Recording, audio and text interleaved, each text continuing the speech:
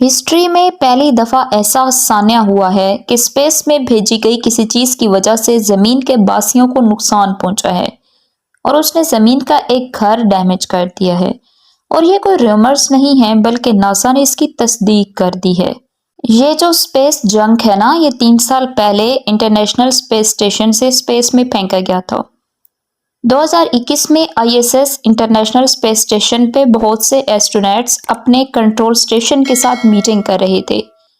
उन्होंने एक robotic arm का इस्तेमाल करते हुए एक बहुत बड़ा ट्रैश बॉक्स स्पेस में फेंका था। इस ट्रैश बॉक्स को एक्सपोज्ड पैलेट या EP9 कहते हैं। इसका वेट 5800 पाउंड्स था। इस ट्रैश बॉक्स में बहुत सी बैटरीज और सेल्स हैं जिनको स्पेस के अंदर बहुत से इक्विपमेंट्स में यूज किया जाता है और फिर उन्हें स्पेस में ही डिस्कार्ड करना होता है। तो वैसे इन बैटरीज को कैसे डिस्कार्ड किया जाता था? तो इन बैटरीज को इकट्ठा कर लिया जाता था और जापानीज कार्गो आईएसएस पर जाते रहते थे और उनकी मदद से हम ये बैटरीज अर्थ तक ट्रांसफर कर देते थे। लेकिन अब जापानीज कार्गो ने अपनी स्पेस फ्लाइट्स को कैंसिल कर दिया है, तो इन बैटरीज की वजह से एक जंक बन गया और नासा को हर सूरत इसे डिस्कार्ड करना था।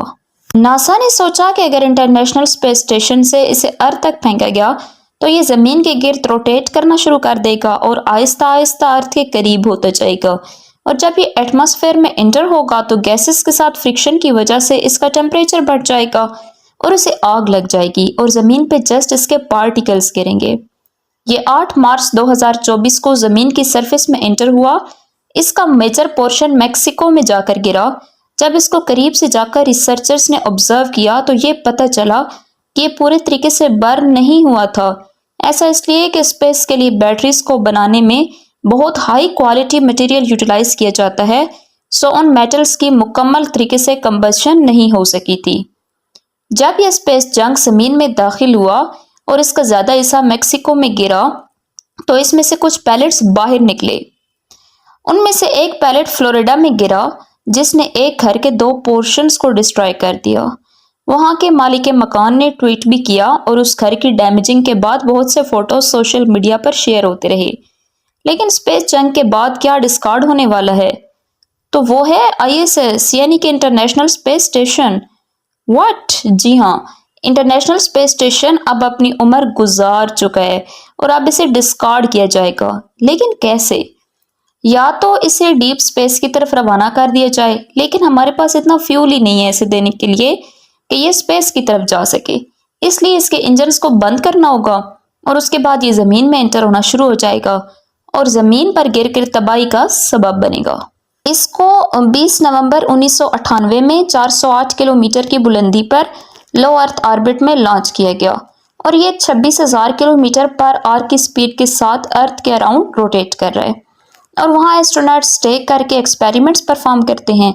लेकिन अब नासा ने इसको डिस्कार्ड करने के लिए डिफरेंट कंपनी से इसका डीकमीशनिंग प्रपोजल मांगा है और सब ने अपने अपने सॉल्यूशंस दिए हैं कि किस तरह इसे जमीन में दाखिल करा के जलाया जाएगा।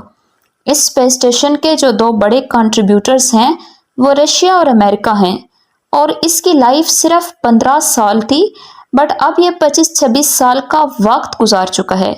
इसके बूस्टर इंजन्स एटमॉस्फेयर की सबसे लास्ट लेयर एक्सोस्फेयर में मौजूद हैं जो ज़्यादातर रशिया ने बनाए हैं और उनके प्रोग्रेस कार्गो व्हीकल के जरिए ये इंजन स्पेस स्टेशन के साथ जुड़ जाते हैं जिसे हम डॉक करना बोलते हैं। इसको डिस्कार्ड करके अर्थ पर लाने के 2 प्रोसीजर्स हैं। पहला है कंट्रोलेबल वे और दूसरा है अनकंट्रोलेबल वे। इसका जो साइज है ना वो एक फुटबॉल ग्राउंड जितना है और इसकी ट्रेजेक्ट्री 90% अर्थ पॉपुलेशन के ऊपर है, यानी कि इंसानों के ऊपर है। सो इसे कंट्रोल्ड वे में ही अर्थ पर लाना सुइटेबल है। अदरवाइज अनकंट्रोलेबल वे में यानी कि इसको अपनी मर्जी पे छोड़ दिया ये जमीन की तरफ आए तो फिर तो डैमेज होने का बहुत ज्यादा खदशा है। और इसको लैंड कराने के लिए जो एरिया सेलेक्ट किया गया है अभी तक वो है पैसिफिक ओशन। इसकी लीनियर वेलोसिटी 250 लीनियर माइल पर मिनट है और इसका सबसे बड़ा मसला जो है ना वो ये है कि अगर हम इसको 1 पीस में नहीं लेकर आते, मतलब जमीन पर आते हुए ये टूट जाता है। ये बड़े बड़े पीसेस कहीं भी जाके गिर सकते हैं जो कि हमारे लिए बहुत बड़ा खतरा है, बट इसकी शेप बहुत इरेगुलर है। इसकी वजह से इसको सिंगल पीस में लाना इंतहाई मुश्किल है। सो अब रिसर्चर्स यही सोच रहे हैं कि इसको किस तरह ज़मीन पर लाया जाए।